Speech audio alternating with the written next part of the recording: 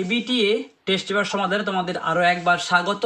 আজকে আমি তোমাদের 255 পৃষ্ঠার 20 নম্বর সেটের এমসিকিউ আর এসএকিউ প্রশ্নের সমাধান এগুলো তোমাদের জানাবো। প্রথমেই আসবো এমসিকিউ প্রশ্নতে। প্রথম প্রশ্ন, নিখিল মৃত্যুঞ্জয়কে খুব পছন্দ করে কারণ মানব সভ্যতার সবচেয়ে প্রাচীন ও প্রচা ঐতিহ্য আদর্শবাদের কল্পনা তাপস বলে।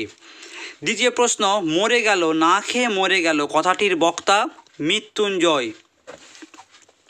কালো বিড়ালের লোম আনতে গেছে ভজন চাকর, নির্ঘাত মরে গেছে বুড়িটা কথাটি বলেছিল চাওয়ালা জগা। মর তুই মর, তোর শতগোষ্ঠী মরুক, কার উদ্দেশ্যে এই উক্তি চৌকিদার। পরের প্রশ্ন, এ জীবন হলো আমৃত্যু দুঃখের তপস্যা। একটা অদ্ভুত শব্দ, শব্দটি কি? হরিণকে গুলিবদ্ধ করার শব্দ। আমার ক্লান্তির উপর ঝরুক মহুয়ার ফুল। আমার বিবেক বলতে কবি বুঝিয়েছেন কবির চেতনাকে। এবার নিশ্চয় লোকের খুব হাসি পাবে যে নাটকের সংলাপ বিভাব। পরের প্রশ্ন, life but a walking shadow উদ্ধৃতিটি মূল উৎস হলো ম্যাকবেথ। পরের প্রশ্ন, গ্রিন রুমে ঘুমোয় কে ঘুমান? কালীনাথ সেন। রাজা রথারোহণম নাটয়তি কথাটির অর্থ রাজা রথে আরোহণ করার ভঙ্গি করলেন। ক, বাঙালিরা শুনি কাঁদুনে জাত অভিমতটিকার বল্লভভাই প্যাটেল। মাতালের এই হচ্ছে বিপদ, বিপদটা কি? ছাড়বো বললে ছাড়ার নেই। পরের প্রশ্ন, পড়তে জানে এমন এক মজুরের প্রশ্ন কবিতার অনুবাদক শঙ্খ ঘোষ। আমাদের সমস্ত ঘটনা শোনালেন মায়ের বান্ধবী। বিশ্ববিখ্যাত জাদুকর পিসি সরকারের প্রকৃত নাম প্রতুল চন্দ্র সরকার। মোহনবাগান ক্লাব গঠিত হয় 1889 খ্রিস্টাব্দে। টপ্পা গান বাংলার জনপ্রিয় করেছিল রামনিধি গুপ্ত। কোনটি বাগযন্ত্রের অন্তর্ভুক্ত নয়? কর্ণ। শেষ প্রশ্ন, দুটি স্বাধীন রূপমূল সহযোগে গঠিত শব্দ জনশূন্য। এরপর আসবো অতি সংক্ষিপ্ত প্রশ্নতে। প্রথম প্রশ্ন, ধিক শতধিক আমাকে, কে কেন নিজেকে ধিক্কার দিয়েছেন? মৃত্যুঞ্জয় নিজেকে ধিক্কার দিয়েছিল কারণ দেশের লোকের অনাহারে মৃত্যুর কথা জেনে শুনেও মৃত্যুঞ্জয় 4 বেলা পেট ভরে ভুরিভোজ করছিল বলে মৃত্যুঞ্জয় নিজেকে ধিক্কার জানিয়েছিল। পরের প্রশ্ন, তান্ত্রিকের নূতন বিধান হলো, তান্ত্রিকের নূতন বিধান কি ছিল? সর্বস্ব রান্না করে রাখো, হোম হবার পর খাওয়া। নেক্সট প্রশ্ন, শহরের অসুখ, শহরের অসুখ কি? হাঁ করে কেবল সবুজকে খেয়ে নেয়।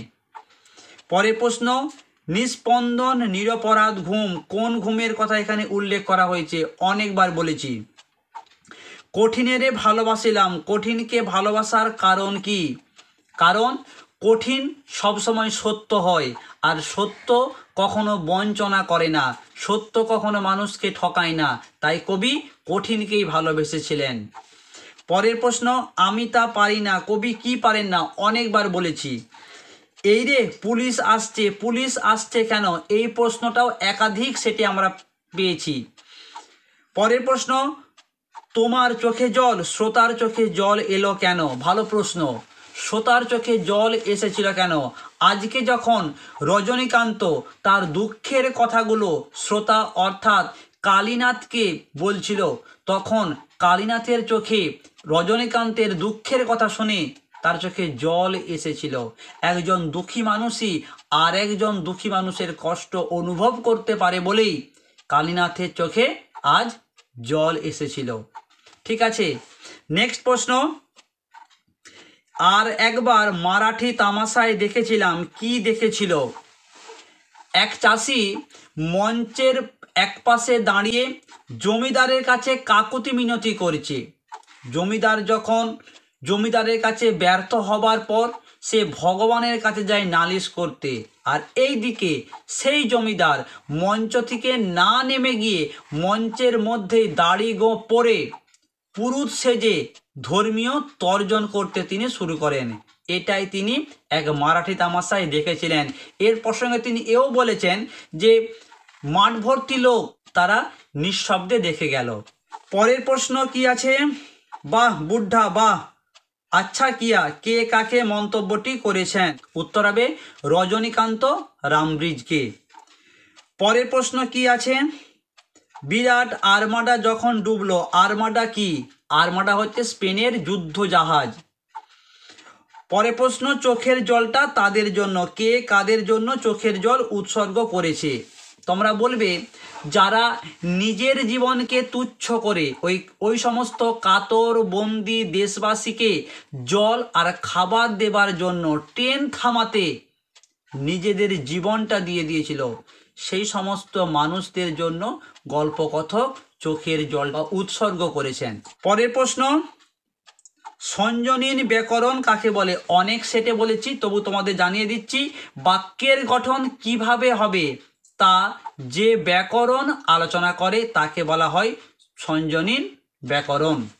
পরের প্রশ্ন, সুর তরঙ্গ কাকে বলে? বাক্যের মধ্যে সুরের যে ওঠা পড়া তাকেই বলা হয় সুর তরঙ্গ।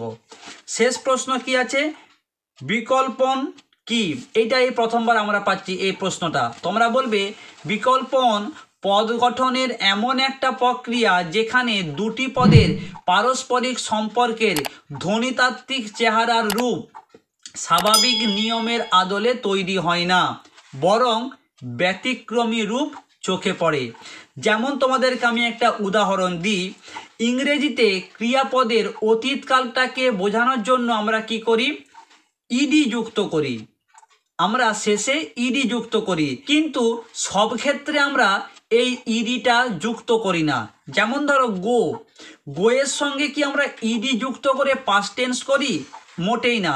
আমরা যখন গো থেকে পাস্ট টেন্স করতে যাই তখন আমরা কি করি? ওয়েন্ট। এই যে গোয়ের সঙ্গে ইডিটা যুক্ত না করে আমি বলছি গোয়ের পাস্ট টেন্স ওয়েন্ট, এটাই হচ্ছে বিকল্পন। কেমন লাগলো আজকের ভিডিও? অবশ্যই তোমার মতামত জানাবে, আর ভিডিওতে কিন্তু লাইক করতে ভুলবে না। সবাই ভালো থেকো, দেখা হচ্ছে পরের ভিডিওতে।